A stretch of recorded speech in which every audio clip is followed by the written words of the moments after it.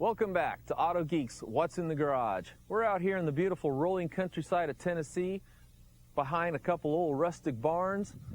Over here we got an old Volkswagen. It's about a 1974, I think. Kind of tucked away, probably a future project. Then right out here behind these old barns, someone's built a brand new steel garage. We caught up with a guy named Larry Barker. Said he had a couple of really nice old cars for us to come by and take a look at. It's a 52 Chevrolet Super Deluxe or Special Deluxe. Car was built in Haymarket, Virginia a few years ago. I drove a car like this to high school back in the late 50s, early 60s. Gosh, it's been completely rebuilt. It's got a 350 crate engine, 350 transmission, Nova rear end, new upholstery, heat, air. This car was originally a power glide car, 2-speed power glide. This is an original factory color for the car. The 34, I've owned that car since 1985. The body and the 2 doors made its way from Missouri into Maryville, Tennessee. And from there, it's been like Johnny Cash's Cadillac, one piece at a time. It's got an original 34 frame under it, straight front end, straight axle, 350 turbo, 350 engine. It does not have air on it, but it's set up for it. It's got fiberglass fenders, front and rear, running boards. It's coming apart, going back with an original steel fenders, original rubber covered running boards, new bumpers. That top is off of a 58 Ford car and was welded on. Bobby Alloway, a builder, did a lot of work on that car. Top's been chopped 2 inches in the front, 3 in the front, 2 in the back.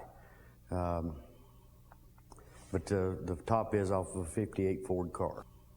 The Chevrolet, in the last couple of years, I've drove it more than I have the Ford, but quite a bit through the summer. We'll get them out and about, cruise-ins, car shows. The kids go, and that's the fun of it. We've got a project in the corner, 55 Chevrolet. It'll be a hot rod project. Keeps us out of pool halls. It's time for Show Car Garage. Tips on detailing your car to bring out the beauty that will make it show worthy. Brought to you by AutoGeek.net. We are Car Care. You know, my friends always complain about those old-fashioned, conventional vinyl protectants. The kind where if you put on your seat and you go around a corner, you end up sliding over to one side, or if you put them on the dash and the sun comes out, it blinds you because they're so shiny. Well, I want to share with you a product that's nothing like that. It's 303 Aerospace Protectant. Now, this brand is recommended by all the leading manufacturers of convertible tops, and it offers the most UV protection you can get out of a protectant. Now, vinyl tops, like you see on this convertible, are made out of PVC. That stands for polyvinyl chloride.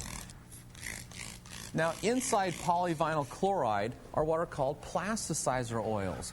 What these plasticizer oils do is they enable the vinyl to expand when it gets hot and contract when it gets cold, so it won't crack and it won't lose its shape. Now, the manufacturers of vinyl tops put a thin coating over the top of the vinyl as they manufacture it. And what this coating does is it keeps the plasticizer oils from outgassing or evaporating out of it, so the vinyl top will last over the service life of the car. Now, Protectant 303 is different from these other products because what they usually tell you to do is apply over and over again and try to build it up. Instead, 303 says apply it, work it in well like I just did here. Then you want to come back and dry this using a clean, soft cloth like this microfiber towel.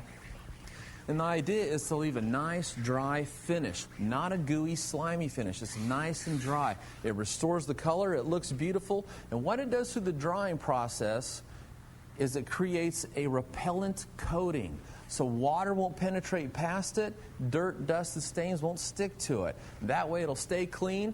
It'll stay clean longer, so you won't have to come up here and clean it. And it's through the cleaning process that you got to be real careful, because you don't want to do anything that will hurt this coating that actually protects the vinyl underneath of it.